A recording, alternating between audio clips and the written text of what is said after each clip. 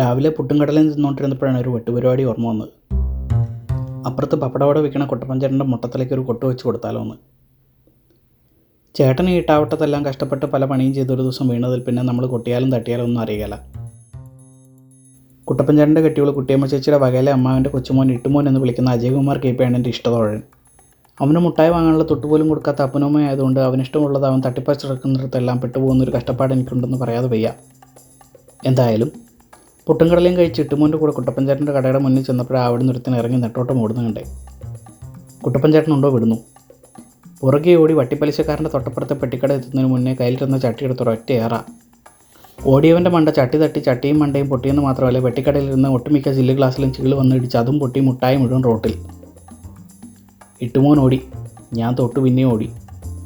തട്ടിത്തെറിപ്പിച്ച് മുട്ടായി തട്ടാൻ ഓടി വന്ന് ഞങ്ങളെ കണ്ട് ഞെട്ടിത്തെറിച്ച പെട്ടിക്കടക്കാരൻ എട്ടടി മുന്നോട്ട് വെച്ചതും നെട്ടോട്ടമടിയോണ് ഇഷ്ടനും കുട്ടപ്പൻ ചേട്ടനും ഇട്ടുമോനും ഞാനും റോട്ടിൽ കെട്ടിമറിയലും തിരിയലും തട്ടലും മുട്ടലും മൂലം ഒട്ടൊന്നുമല്ല ഇവിടെ ഒരു കെട്ടോളം ഉണ്ടായ പ്രശ്നം.